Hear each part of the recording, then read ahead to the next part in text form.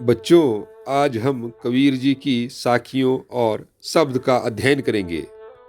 मान सरोवर सुभर जल, हंसा केली कराही, मुक्ता फल मुक्ता चुगे, अब उड़ी अनंत न जाही।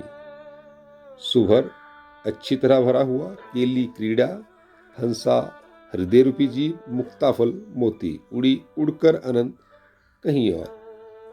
तो बच्चों, इन पंक्तियों में कबीर जी कहते हैं कि हृदय रूपी मानसरोवर जब भक्ति के जल से पूरी तरह भरा हुआ होता है तो हंस रूपी आत्माएं उसी में क्रीड़ाएं करती हैं।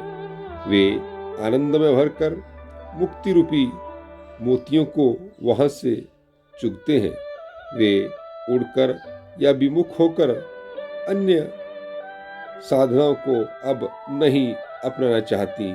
कहने का भाव यह है कि परमात्मा के नाम में डूब जाने वाले भक्त स्वयं को भक्ति भाव में ही लीन रखने के प्रयत्न करते हैं तथा सांसारिक विषय वासनाओं से दूर ही रहते हैं।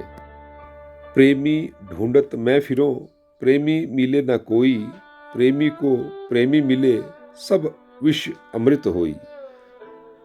विष यानी विषय वासनाएं। तो बच्चों, यहाँ कबीर जी कह रहे हैं कि मैं परमात्मा के नाम से प्रेम करने वाला अपने जैसे किसी प्रभु के प्रेमी को खोज रहा हूं, पर मुझे कोई प्रभु प्रेमी मिल नहीं रहा है। जब एक भक्त को दूसरा भक्त मिल जाता है तो उसके लिए संसार की सभी विषय वासनाएं मिट जाती हैं।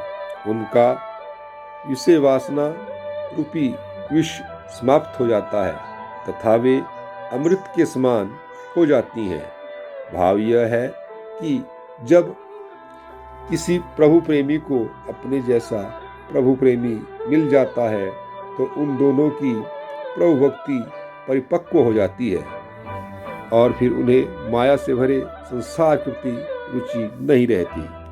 चढ़िए ज्ञान को सहज दुलीचा डारी, स्वान रूप संसार है भूकन दे झकमारी। हस्ती यानी हाथी, दुलीचा गलीचा या कालीन या छोटा आसन, डारी डालकर, स्वान यानी कुत्ता, भूकन दे भौंकने दो, झक मारना यानी वक्त बेकार करना। तो बच्चों, यहाँ कबीर जी कहते हैं कि हे मानव, तुम ज्ञान रूपी हाथी पर सहज स्वरूप स्थिति का दलीचा डालो। यह संसार तो अज्ञानी है, यह तो कुत्ते के समान है जो व्यर्थ ही भौंकता रहता है। उसकी परवाह किए बिना तुम उसे व्यर्थ भौंककर अपना वक्त बेकार करने दो और तुम भक्ति मार्ग पर आगे बढ़ते जाओ। पखा पखी के कारणे सब जग रहा भुलान, निरपख होई के हरि भजे, सोई संत सुजान। पखा पखी यानी पक्ष विपक्ष, जग यानी संसार, कारण कारण, सोई वही, सुजान यानी चतुर्ज्ञानी। तो बच्चों, यहाँ कबीर जी कहते हैं कि यह संसार पक्ष विपक्ष के झगड़े में उलझकर ईश्वर के नाम को भुलाकर इससे दूर होता जा रहा है। उसके लिए तेरे मेरे का भेद ही प्रमुख है। जो व्यक्ति निरपक्ष होकर ईश्वर का नाम भजता है वही चतुर्ज्ञानी संत है। कहने का भाव यह है कि यह संसार तो झूठा है और इसे यहीं रह जाना है। इस संसार को छोड़ने के बाद मनुष्य के साथ यह नहीं जाएगा, बल्कि उसकी भक्ति और सद्कर्म जाएंगे। इसलिए उसे ईश्वर के नाम की ओर उन्मुख होना चाहिए, ईश्वर का नाम भजना चाहिए। हिंदू बुआ राम कही, मुसलमान खुदाई, कहे कबीर सो जीवता, जो दोहों के निकट ना जाई। बुआ यानी मर गया, खुदाई यानी परमात्मा, निकट पास। तो बच्चों, यहाँ कबीर जी कह रहे हैं कि हिंदू और मुसलमान ईश्वर के वास्तविक सच को समझे बिना राम और अल्लाह शब्दों का दुराग्रह पूर्वक पकड़कर डूब मरे। इस संसार में वह सावधान है जो इन दोनों के फैलाए धोखे के जाल में नहीं फंसता और सार्वभौमिक सत्य को समझता है कि प्रत्येक प्राणी के हृदय में बसने वाला चेतन ही राम है, रहीम है, अल्लाह है।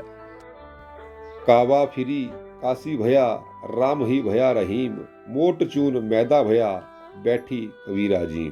कावा यानी मुसलमानों का पवित्र तीर्थ स्थल, काशी काशी, भया हो गया मोट मोटा, चून यानी आटा। तो बच्चों यहाँ कबीर जी कह रहे हैं कि चाहे मुसलमानों के पवित्र धार्मिक स्थल काबा में जाओ या हिंदुओं की धार्मिक नगरी काशी में, चाहे उसे राम के नाम से ढूंढो या रहीम में, वह वास्तव में एक ही है, उसमें कोई भेद नहीं।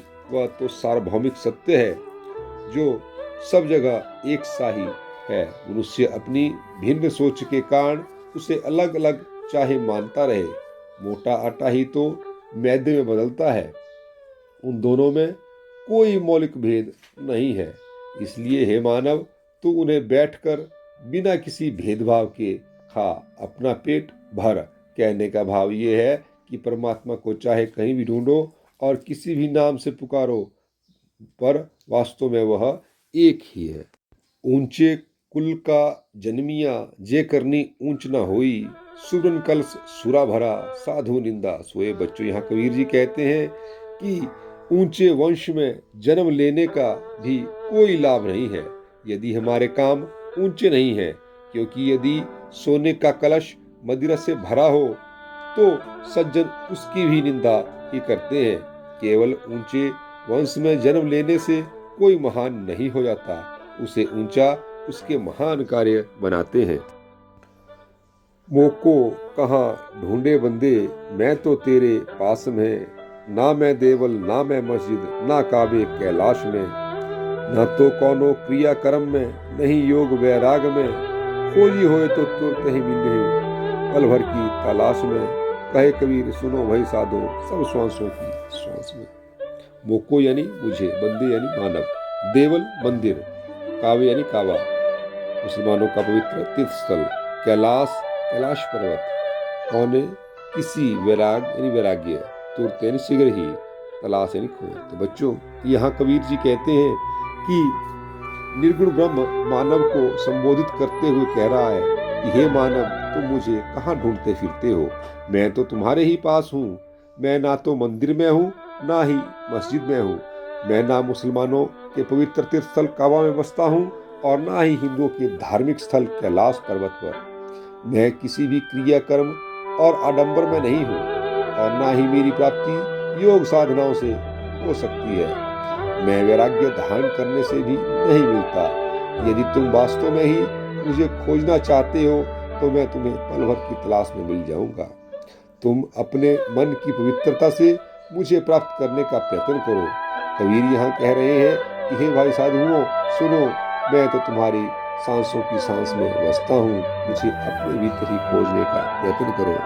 संतो भाई आई ज्ञान की आंधी रे, भ्रम की टाटी सवे उड़ानी, माया रहे ना बांधी, हित चित की द्वैथुनी गिरानी, मोह बलिंडा टूटा, कृष्णा छानी परी घर ऊपरी, कुबुद्धि का भांडा फूटा, जोग जुगती हरि संतो बांधी, निर्चू चुवे न पानी, कूड़ कपट काया का निक्स्या, हरि की गति जब जानी, आंधी पीछे जो जल बूठा, प्रेम हरिजन भीना, कहे कबीर भान के प्रगटे, उदित भया तब